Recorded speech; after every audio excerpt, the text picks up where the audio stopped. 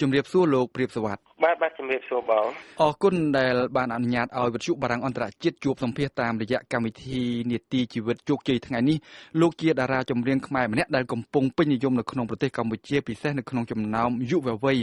ជាង10ឆ្នាំមកហើយដែលលោកបានចូលប្រឡូកក្នុងវិស័យសិល្បៈតែពលរដ្ឋខ្មែរមួយចំនួនធំនៅមិនទាន់បានស្គាល់ទេអំពីដំណើរជីវិតពិតរបស់លោកមានកំណើតនៅចំថ្ងៃដែលពួកខ្មែរក្រហមផ្ដើមជម្លៀសប្រជាជនចេញពីទីក្រុងភ្នំពេញកាលនោះក្នុងឆ្នាំ1975ខ្ញុំដឹងថាលោកមិនបានដឹងរឿងរ៉ាវទាំងអស់នេះប៉ុន្មានទេតែម្ដាយលោកជាអ្នករៀបរាប់ប្រាប់ដំណើររឿងទាំងអស់នោះបាទខ្ញុំបាទកើតនៅឆ្នាំ75ម្ដាយខ្ញុំគាត់ប្រាប់ថាពេលនោះគាត់ជម្លៀសទៅស្រុកសង្កែបកាលហ្នឹងគាត់គ្រប់ខែខ្ញុំហើយ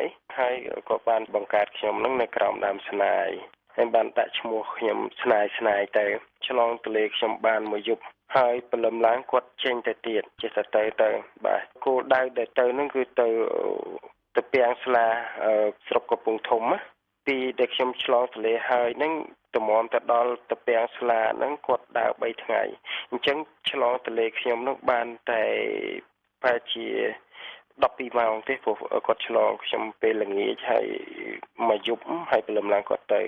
នៅក្នុងពេលហ្នឹងគឺបបាក់មែនតែនម្ដាយខ្ញុំគាត់ថាវាដូចជាសត្វធាតុចឹងគាត់ថាខ្ញុំនឹងកើតមកហ្នឹងក៏យំផងអីផងហើយគាត់ក៏ដូចថាអត់មានទឹកដោះបើអីតាមផ្លូវអីអញ្ចឹងណាក៏ជួបគេហ្នឹងក៏សុំគេឲ្យបើផងអីផងទៅនិយាយពីឪពុកម្លោកម្ដងក្នុងឆ្នាំ1977កាលនោះលោកទើបមានអាយុ2ឆ្នាំពួកខ្មែរក្រហមបានយកឪពុកលោកឲ្យទៅធ្វើការកន្លែងផ្សេងគឺនៅពេលនោះឯងដែលម្ដាយលោកយល់ភ្លាមថាជីវិតប្តីគាត់ចប់ត្រឹមនឹងឯងនៅក្នុងឆ្នាំ77ហ្នឹងឪពុករបស់ខ្ញុំប៉ុលពតក៏បានប្រាប់ម្ដាយខ្ញុំថាយកឪពុកខ្ញុំទៅដឹកគ្រោះហើយយកទៅក៏បាត់ទៅហើយម្ដាយខ្ញុំក៏ចេះតែសួរកាលនោះខ្ញុំបាន2ឆ្នាំម្ដាយខ្ញុំក៏ចេះតែសួរថាតើថ្ងៃណាគាត់ត្រឡប់មកវិញពួកអាពតហ្នឹងគាត់ថាពេលណាដែលកសាងខ្លួនបានហើយគេឲ្យត្រឡប់មកវិញហើយអញ្ចឹងក៏ដឹងថាសម្លាប់ហើយពួកភាសារបស់ពលពតហ្នឹងគឺវាអញ្ចឹងគឺចាប់ពីពេលនោះឯងដែលគ្រួសាររបស់លោកនៅសល់តែ2នាក់ម្ដាយនិងកូនជីវិតម្ដាយនិងកូនបានបន្តរស់នៅស្រុកកំណើតគឺស្រុកកោះធំខេត្តកណ្ដាលចាប់តាំងពីឆ្នាំ1977រហូតដល់ឆ្នាំ1982នៅក្នុងកំឡុងឆ្នាំ77មកដល់79ហ្នឹងដែលខ្ញុំនៅស្រុកកោះធំហ្នឹងគឺម្ដាយខ្ញុំគាត់នៅទីនោះឯងពលពតនឹងអត់ឲ្យជំលះទៅណាទេតែគាត់នៅទៅធ្វើស្រែនៅឆ្ងាយរែកដីធ្វើស្រែអីនៅឆ្ងាយនៅគៀកព្រំប្រទល់វៀតណាមដែរហើយខ្ញុំហ្នឹងក៏នៅមណ្ឌលក្មេងៗអញ្ចឹងទៅបាទចាប់ពីឆ្នាំ1982មកដោយសារតែភាពទីទាល់ក្រម្ដាយនិងកូនក៏បានសម្រេចចិត្តវិចក្រវិចទៅរស់នៅទីក្រុងភ្នំពេញនៅក្នុងឆ្នាំ82ខ្ញុំពីអ្នកម្ដាយរបស់ខ្ញុំហ្នឹងក៏សម្រាប់ចិត្តវិចប្រវិចមកនឹងសុំទូកគេជិះផងអីផងតម្រាំទៅមកដល់ភ្នំពេញហ្នឹងខ្ញុំចាំមិនបានទេទីកន្លែងពួកខ្ញុំដូចជាសពេចសពិលដែរហើយក៏យើងដើរយើងនៅតាមចាមខ្នល់អញ្ចឹងទៅជំនាន់នឹងឆ្នាំ82អត់មានអីទេស្ងាត់ចងំបាទអត់មានអីទេហើយដើរយប់ងុយគេងកន្លែងណាគេងកន្លែងហ្នឹងតាមសញ្ញាផ្ទះដូចជាអ្នកសុំទានគេជាការចាប់ផ្ដើមមុខរបរដំបូងរបស់ម្ដាយធ្វើអីដែរបាទឆ្នាំ82ម្ដាយខ្ញុំបាន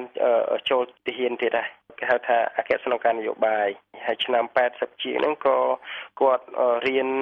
មុខវិជ្ជាគាត់ខាងហិរញ្ញវត្ថុបរិក្ខារហិរញ្ញវត្ថុបាទដល់អញ្ចឹងទៅមកដល់សប្តាហ៍ថ្ងៃនេះគាត់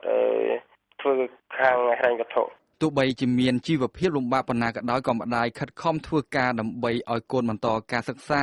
លោកបានប្រឡងជាប់បាក់ឌុបក្នុងឆ្នាំ1991បន្ទាប់មកប្រឡងជាប់ចូលរៀននៅក្នុងមហាវិទ្យាល័យសេដ្ឋកិច្ចខ្ញុំបាទចង់នឹងថាតើការផ្ដើមច្រៀងដំបូងមកអស់ហ្នឹងនៅពេលណាចាប់ផ្ដើមច្រៀងរបស់ខ្ញុំហ្នឹងគឺឆ្នាំ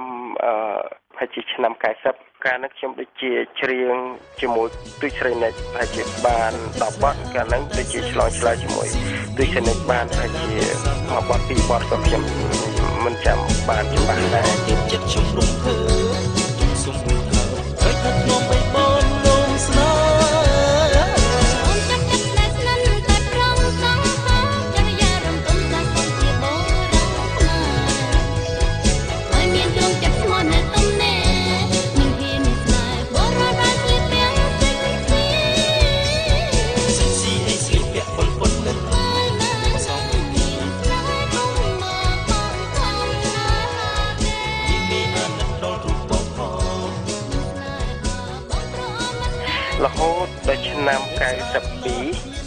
92ក៏ខ្ញុំបានចូលធ្វើទាហាននៅខាងការិយាល័យទី5នៅជំនាន់ហ្នឹងគេហៅថាអគ្គស្នងការនយោបាយមុនដែលខ្ញុំចូលនៅទាហានហ្នឹងយើងមានពិធីអីជប់លៀងអញ្ចឹងទៅក៏ពូបងហ្នឹងគាត់ឃើញសម្លេងខ្ញុំដូចជាគ្រាន់បាដែរដល់គ្រាន់បាដែរគាត់ហៅខ្ញុំចូលច្រៀងតាមរង្គសាលពេលយប់ពេលយប់ខ្ញុំធ្វើការពេលថ្ងៃឆ្នាំ97ខ្ញុំបានចូលច្រៀងនៅហងមាសហេតុអ្វីបានជាលោកចាប់យកអាជីពជាអ្នកចម្រៀងមុនដំបូងខ្ញុំអត់បានគិតទៅលើអាជីពជាអ្នកចម្រៀងទេខ្ញុំអត់បាននឹងភ្នែកគិតទេព្រោះតែខ្ញុំចូលចិត្តគឺខ្ញុំចូលចិត្តក៏ប៉ុន្តែការគិតរបស់ខ្ញុំថាឲ្យខ្ញុំខ្លាយទៅជាអ្នកចម្រៀងមួយល្បីជាតួមួយល្បីក៏ខ្ញុំអត់បានគិតទៅសោះអត់បានគិតទេអ្វីទៅជាការលំបាកក្នុងនាមជាអ្នកចម្រៀងជាការលំបាករបស់ខ្ញុំជាអ្នកចម្រៀងគឺការថែការទុកដាក់ហ្នឹងគឺជាការលំបាកណាស់ហើយអ្វីដែលយើងចង់បានគឺជាការងារអញ្ចឹងការថែនៅអ្វីដែលជាអាជីពមួយល្អជាការងារមួយល្អរបស់យើងគឺពិបាកនឹងថែអានោះជាការលំបាករបស់ខ្ញុំលោកព្រាបសវត្ថមុននឹងបន្តកិច្ចសន្ទនារបស់យើងជាបន្តទៀតខ្ញុំសូមអញ្ជើញលោកអ្នកនាងស្ដាប់បទចម្រៀងរបស់លោកមួយបទសិនមានចំណងជើងថាខ្សែជីវិត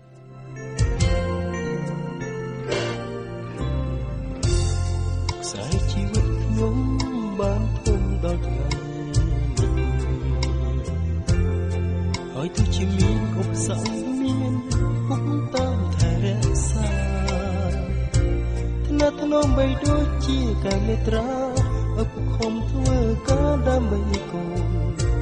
ប្រៀបបីដូចជាក្បូនជូនកូនឆ្លងត្រើយ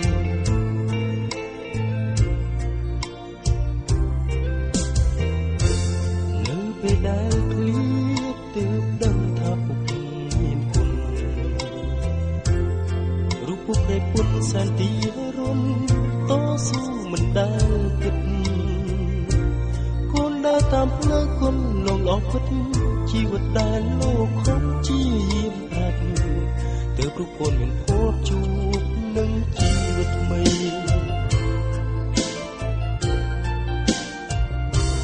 នៅថ្ងៃនេះកូនចង់ប្រាប់មនុស្សនៅក្នុងលោកកា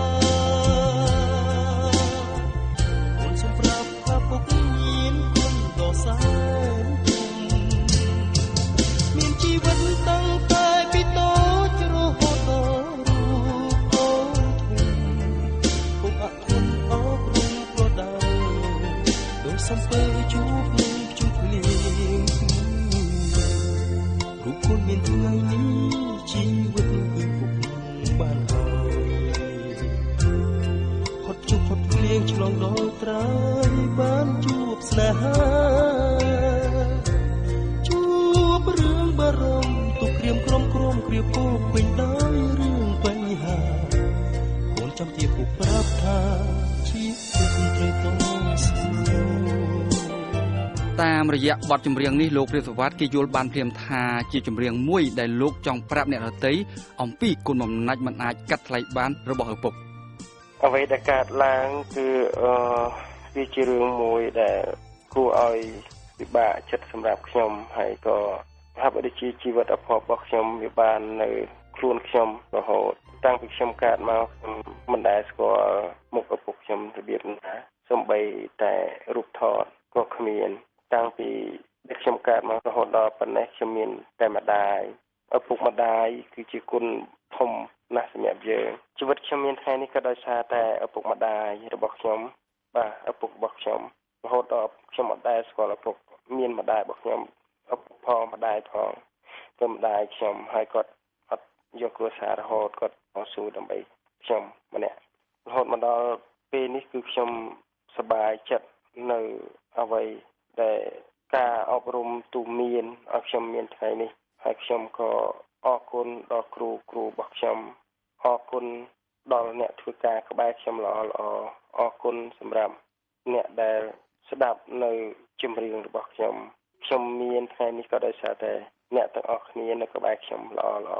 ឃើញថាជាខ្សែជីវិតដ៏កំសត់និងពោរពេញដោយការតស៊ូកំព្រាឪពុកតាំងពីអាយុ2ឆ្នាំ ពីអ្នកម្ដាយនិងកូនបានប្រឹងប្រែងឆ្លងកាត់គ្រប់ឧបសគ្គគ្រប់បែបយ៉ាងទម្រាំតែមានអ្វីៗនៅថ្ងៃនេះតើអ្វីទៅជាបទពិសោធន៍ក្នុងជីវិតដែលលោកចង់ចែកទៅឲ្យអ្នកដែលចង់ទទួលបានជោគជ័យដោយលោកពិសេសខ្លាយជាតារាចម្រៀងបទពិសោធន៍របស់ខ្ញុំប្រហែលជាដូចជាមនុស្សទូទៅដែរយើងមានតែការតស៊ូនិងមានភាពអត់ធ្មត់គិតឲ្យបានវែងឆ្ងាយយើងមុននឹងធ្វើអ្វីក៏ដោយមួយទៀតគឺទៅលើអត្តចរិតនៃការរស់នៅនៃការធ្វើការភាសានិយាយចំពោះអ្នកនៅក្បែរចំពោះអ្នកទូទៅ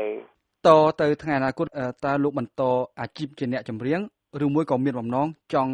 ប្រកបមុខរបរអ្វីមួយផ្សេងទៀតទេទៅមុខទៀតខ្ញុំអត់ដឹងថាតើខ្ញុំទៅធ្វើអីផ្សេងក៏ខ្ញុំអត់ដឹងក៏ប៉ុន្តែនៅអារម្មណ៍របស់ខ្ញុំគឺខ្ញុំស្រឡាញ់សិល្បៈច្រើនសិល្បៈធ្វើឲ្យខ្ញុំមានកេរ្តិ៍ឈ្មោះសិល្បៈធ្វើឲ្យខ្ញុំជាមនុស្សមួយក្នុងសង្គមដើរនៅវិថីមួយដែលល្អដែលខ្ញុំចូលចិត្តខ្ញុំសូមអរគុណលោកព្រាបសវត្ថដែលបានអនុញ្ញាតឲ្យវិទ្យុបារាំងអន្តរជាតិជួបសម្ភាសតាមរយៈកម្មវិធីនីតិជីវិតជោគជ័យនៅថ្ងៃនេះយើងសូមជម្រាបជូនលោកអ្នកនាងថាលោកព្រាបសវត្ថជាតារាចម្រៀងខ្មែរម្នាក់ដែលកំពុងពេញនិយមនៅក្នុងប្រទេសកម្ពុជា